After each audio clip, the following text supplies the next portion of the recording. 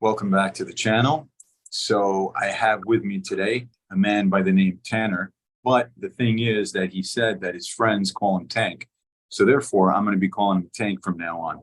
What's up, Tank? What's up, buddy? What's going on? Good, good.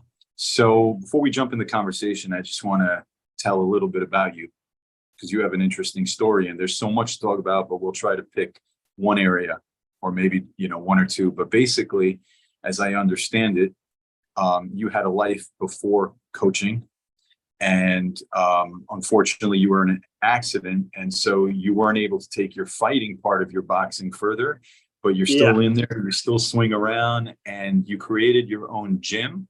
And the reason specifically that I was focused on having you before I even heard all of this, which is a fascinating story, was because you are a scout. Mm. And I love it. You said to me that your gym, you have like 100 members, and I come from like New York, where the up Yeah. and coming fighters are in very, very small gyms, very small numbers. So this is Yeah. actually in itself something new for me. Yeah. It's not a big gym, but we have a lot of fighters and it's a new gym. It's not a new gym. It's a gym that was rebirthed. So it's a gym from 2007, that the owner of passed away. So and then it kind of dissipated. And then, we just brought it back. We got a new space, but the original members, are part of the team and stuff like that. So very cool. So actually, we didn't mention the beautiful thing about Zoom. I'm in New York, you're in Canada. Mm. So that's kind of cool. So like I was saying, the thing that interests me, I mean, it's all interesting. I don't mean to sound, minimizing, but like when we were talking on the phone and I was saying how when you think of a scout, you think of some old guy with a cigar hiding in the audience, checking out some baseball Yeah. player. You're a young dude and you're swinging around with them. I mean, you said that even though you shouldn't necessarily be, you're sparring, you're having a good time, and you're Yeah. finding prospects, you're finding pros. Like, Yeah. like what's your style? How do you fish them in? Um, I I will find kids all over the place. So I might try to build someone from scratch where I find them kind of maybe just an athletic kid. Like I have one kid who his name's Ty Godin. I found him on Instagram. He was just punching his bag in his basement. But I seen Right. something. I was like, he's gonna be. As I seen something in him, and I was like, this kid, I could tell that he was teaching himself in his basement or whatever. He was just watching fights. But the fact he was as good as he was just by teaching himself, I took interest in him. So then I told him to come down to the gym, and he came down and he sparred. Obviously, he had never sparred before against a real boxer. He's kind of playing around with his friends in his garage. So he came down and he got beat up, of course. But the thing that I really liked is that he wanted to come back the next weekend and he had to drive 5 hours just to get to our gym to spar. Wow. So he was driving 5 hours, getting beat up, and then driving home. And he did that every weekend for months. And then he finally decided, hey, I'm going to move here. So now he's one of our fighters. He's one of our champions. He's coming up in the amateur ranks now, but he's one of the guys. And then another example I found. How old is he? He is 20. How much does he weigh? He's a 147. Okay. I mean, you guys are going by pounds out there also, right? Yeah. Okay. And then yeah. So it's it's like middleweight to middle lightweight. He's a welter, so he's the same weight as like Terrence Crawford and those guys, the 147. But he's still young, so if he chooses, he could go to middleweight. He can go lighter. He could probably readjust. No, like if we like when we go pro, because that's the plan, is we're gonna take him pro. He's definitely gonna go lighter because he's 147. He walks around. So if we were to take a pro fight, we'd probably try to get him down to 130, 135. Understood. Yeah, because we want to cut him to cut water and stuff like that, right? We get him down. We get him down at least 10 pounds for a pro fight. But right now, he walks around at like 150. Right. Now, I understand that. When I was fighting, people couldn't believe it. I was sick and tired of fighting these big beasts. So I cut down in 3 weeks from 187 to 162 so that I could walk around a few pounds above middleweight. Yeah, And, when you're committed, and you're younger, it's easier. I mean, I wasn't as young yeah. as that, but I was like 36 at the time. And Mhm. yeah, so I get it. You walk around about 10 pounds above your fighting weight. Yeah, and then you just go on a little diet or whatever it is to get into that shape. And then another example, I have another guy, Derek Kuchme. He's 2-0 as a pro now. He kind of just fell into my lap where I found him on Instagram. He had no following, and he was another guy that was just kind of training, and you could tell he was very gritty. You could Mhm. tell he didn't have much amateur experience, but I actually heard from him. I heard about him through a sparring. He sparred Ryan Rizicki, who is one of the top 5 cruiserweights in the world right now. So this guy who had no amateur experience, I think he only has 3 amateur fights, went and sparred Ryan Rizicki, and apparently he gave him crazy rounds. So it was kind of like a buzz around the city where I heard about him. And then I added him on Instagram, and I just kind of talked to him for a bit, and he ended up joining my gym, and now he's one of our pros. But yeah, I found him kind of just like through word of mouth. I heard of him, but that's another example. But like I'll So try to find people all different ways. I'll go look for fights. So there's people all over the world that I try to talk to. Even my Instagram now, it's like I'm building it so that I can talk to more fighters. Um, right. some fighters like from overseas. I'm talking to a lot of national champions from overseas who are interested in coming down, and they want to join the pro scene, and they think that moving out here is a better option for them than where they are. So uh, Right.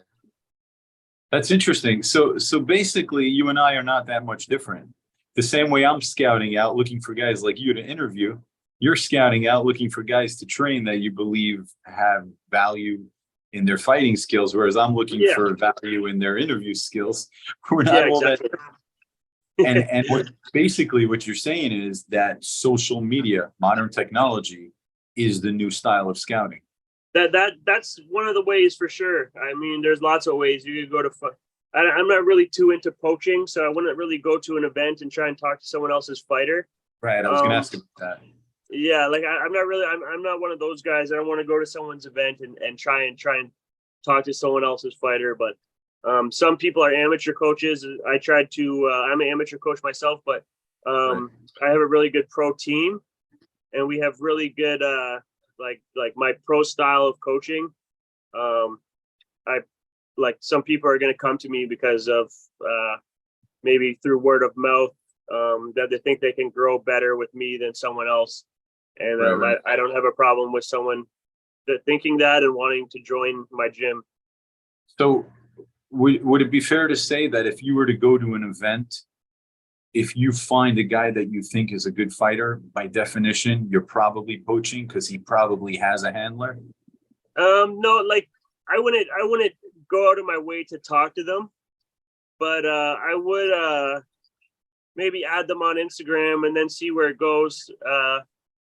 Like I maybe give them a little tips here and there. I So it wouldn't. is possible to find fighters in the real world that are not Yeah, 100%. taken. It's not Okay. something I'm not going to go there and try to be rude and be like, "Hey, you should be at my gym. Your coach isn't as good as me." That's not. I would never do something like that. I think that's rude and.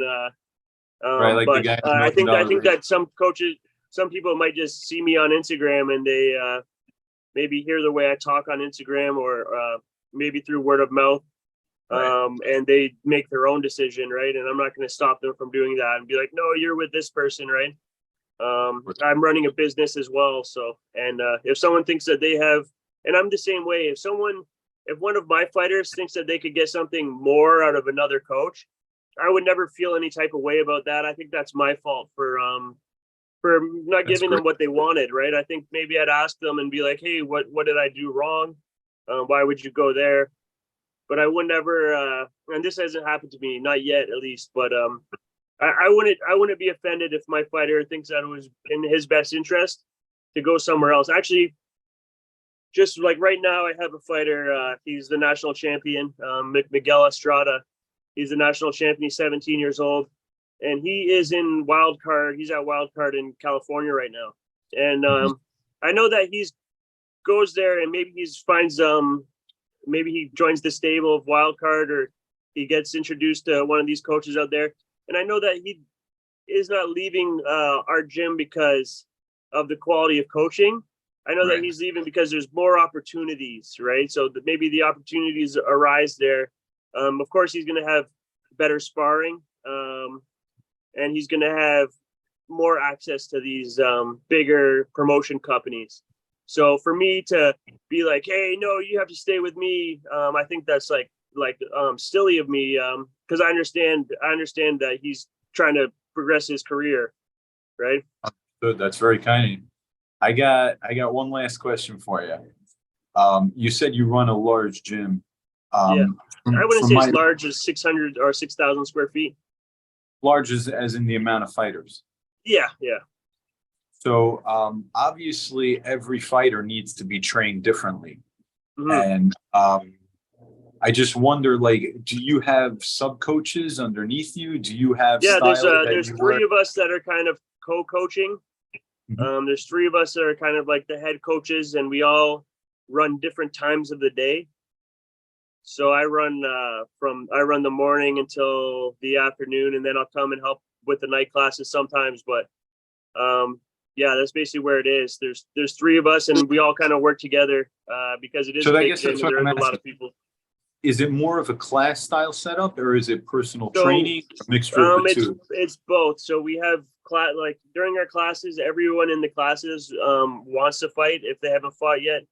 So we have different levels of classes. We might have a beginner's class, then we might have an advanced class where it's more of a camp style, where you come and train, and gotcha. We'll do lots of, but it's a lot of classes. And then if you're an elite fighter, I'll give you time. Like, if you say you have a fight coming up, I'll give you an extra hour or two every day. Just spending time with you by myself, or one of the other coaches will give you extra time. Yeah, right. If you're an elite fighter, but until then, we're kind of like, if you're a pro, or you're, I guess 20 plus amateur fights, and you're really like, we think you're gonna go pro, then you're gonna obviously get more time than someone that's coming up. But you kind of have to prove yourself until then. And you're just kind of in a class 5, unless you pay us, obviously, for privates. Understood. All right. Yeah. Before I forget, well, first of all, thanks for coming on. I mean, this was very interesting and informative. If you want to advertise the name of your place, now's the time. Boomers Boxing Club in London, Ontario. All right, it's, like I said, it's a new old gym. Cool. We're carrying on a tradition, and it's growing very fast. So we were just at another gym, and we just moved here, and we already have 100 members at the gym. Every single person at the gym wants to fight, and even if the people are just coming there to train to get in shape, they're still learning how to fight. It's not a box fit gym; we're a real boxing gym. Right. So even like the older ladies, we got like a 60-year-old lady that will beat up, like she spars and she looks good. She's pulling off a Philly shell and everything. She looks crazy. Right. Yeah, I don't like those fake boxing gyms. You're right. Yeah. If they're going to learn how to box, they should at least know how to clench their fist and know which knuckles to use. Like I want to teach you technique. That's like for me, getting in shape is just a bonus. But when you come to my gym, my main goal is to teach you how to fight. Right. I don't like the shape. The shape part that's a bonus part for you. I teach you how to fight. If you're going to get into shape in the process, but that's not my goal. Is not to get you in shape. Of course. I was thinking about opening up a boxing gym for women, just because I think it's the perfect workout for women. It burns calories, it tightens you up. It is exactly what they're looking for.